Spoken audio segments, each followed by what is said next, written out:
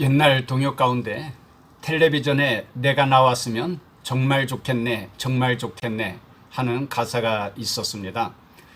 오늘 드디어 제가 방송에 나옵니다. 엊그제 방송 세미나에 참석하여 프리즘 라이브라는 방송 프로그램을 배웠는데 오늘 이렇게 시험 방송을 하고 있습니다. 시청자가 몇 명일까요? 궁금하지도 않을 테니 500원은 받지 않겠습니다. 위에 시청자의 숫자가 뜨는데 0입니다. 아무도 보는 사람이 없습니다. 마음 편하게 방송할 수 있죠. 오늘은 2020년 10월 1일 코비드19로 인하여 새벽 기도에 나오는 성도도 많지 않고 또한 추석이기 때문에 쉴까 하고 생각도 하였지만은 우리 주님의 칭찬을 듣고 싶어서 정성껏 말씀도 준비하였고 또 안수 기도로 축복도 하였습니다. 오늘 월삭 새벽 기도에 주신 하나님의 말씀은 시편 73편 25절에서 28절까지의 말씀입니다. 하늘에서는 주 외에 누가 내게 있으리요? 땅에서는 주 밖에 내가 사모할 리 없나이다. 내 육체와 마음은 쇠약하나 하나님은 내 마음의 반석이시요 영원한 분기시라. 무릇 주를 멀리하는 자는 망하리니 음녀같이 주를 떠난 자를 주께서 다 멸하셨나이다. 하나님께 가까이함이 내게 복이라. 내가 주 여호와를 나의 피난처로 삼아 주의 모든 행적을 전파하리이다. 어떤 사람이 하나님께 간절히 기도하였는데 하나님께서 네 소원이 무엇이냐? 하나만 말하라 그랬습니다. 하나님께서 내 기도를 들어주실 것이라고는 전혀 생각하지도 못했는데 하나님께서 네 소원이 무엇이냐? 하나만 말하라고 말씀하시니 너무 당황하고 떨려서 무슨 소원을 말해야 할지 몰랐습니다. 그러다가 근래에 방탄소년단이 빌보드 차트 1위를 차지하면서 인기를 누리고 있는 것이 생각났습니다. 그래서 인기 스타가 되고 싶어요 라고 말하려고 하는 순간 그 인기가 얼마나 갈까 생각하니 스타 되는 것은 너무 아까웠습니다. 그래서 왕이 되면 평생토록 권력과 재물을 소유할 수 있으니 왕이 되는 것이 더 좋지 않을까 생각하는데 그래도 스타 되는 것을 포기할 수가 없었습니다. 망설이다가 스타도 되고 싶고 왕도 되고 싶어서 인기 있는 왕이 되고 싶어요 라고 소원을 말했습니다. 그랬더니 스타킹이 되었다는 것이죠. 하나님을 멀리하면 세상의 모든 것을 다 소유해도 참된 만족과 행복을 누릴 수 없습니다. 옛날 마릴린 먼로 또는 우리나라 최모 배우는 최고의 인기를 누리고 많은 재물을 소유하였죠. 그러나 그녀들의 인생이 결코 행복하지 못하였던 것을 우리는 잘 압니다. 성경에 나오는 수가성의 한 여인은 행복을 누리고 싶어서 남편을 5번씩이나 바꾸어 보았지만은 돌아온 것은 수치와 그리고 말할 수 없는 상처였죠. 그러던 그녀가 예수님을 만남으로 말미암아 참 행복을 깨닫게 되어졌고 그래서 마을에 내려가서 예수 그리스도를 증거하는 것을 우리가 성경 말씀을 통하여 압니다. 오늘 말씀에 세상의 모든 것을 다 가지고 있어도 무릇 하나님을 멀리하는 자는 음녀같이 망하게 된다라고 말씀하셨습니다. 무릇 주를 멀리하는 자는 망하리니 음녀같이 주를 떠난 자를 주께서 멸하셨나이다 하였습니다. 음녀가 많은 남자들을 통하여 기쁨과 행복을 누리게 됩니까? 아닙니다. 결과는 망하는 것이죠. 에밀 졸라는 나나라고 하는 작품으로 세계적인 유명 작가가 되었습니다. 이 책에 나오는 여주인공은 미모가 뛰어난 절세의 미인으로 인기도 높은 배우였습니다. 그러나 세상의 쾌락에 목말라 하며 윤락의 길에 빠지고 말죠.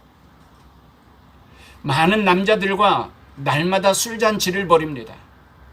음란한 밤이 계속됩니다.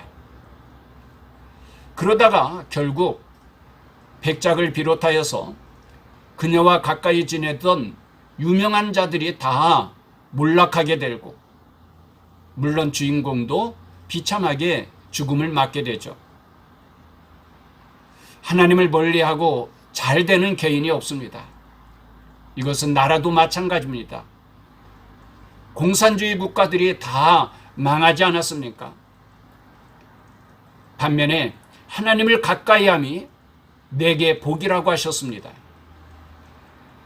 만복의 근원이 되시는 하나님을 가까이하는 것이 복입니다. 하나님 한 분만 가까이하면 세상에 아무 것이 없어도 참된 만족과 행복을 누릴 수 있습니다. 그러면 우리가 어떻게 하나님을 가까이 할 수 있습니까? 지난주일 설교 가운데 야곱이 세겜의 비옥한 땅과 화려한 도시였던 세겜에 머물다가 오히려 외동딸 디나가 강간을 당하였고, 마침내는 나와 내 집이 망하게 되었다라고 탄식할 때에 하나님께서 베델에 올라가서 거기 거하며 거기에서 예배를 드리라고 말씀하셨습니다. 하나님은 어디에나 계시니 세겜에서도 얼마든지 예배할 수 있었지만, 하나님은 세겜이 아닌 하나님의 집인 베델에 올라가서 거기 거하며 거기에서 예배드리라고 말씀하셨던 것이죠. 하나님은 그만큼 교회를 구분하여 거룩하게 하셨고 중요하게 여기시는 것입니다. 이것은 오늘 우리에게도 마찬가지이죠. 어디에서든지 기도할 수 있고 어디에서든지 예배할 수 있습니다. 그러나 하나님은 내 집이 만민이 기도하는 집이라고 일컬음을 받으리라고 하셨고, 교회에서 예배할 때에 하나님께서 기뻐하시고 영광을 받으시는 것입니다. 아브라함 때에 하나님께서 아브라함에게 모리아산에 올라가서 100세에 낳은 독자 이삭을 번제로 드리라고 말씀하셨죠.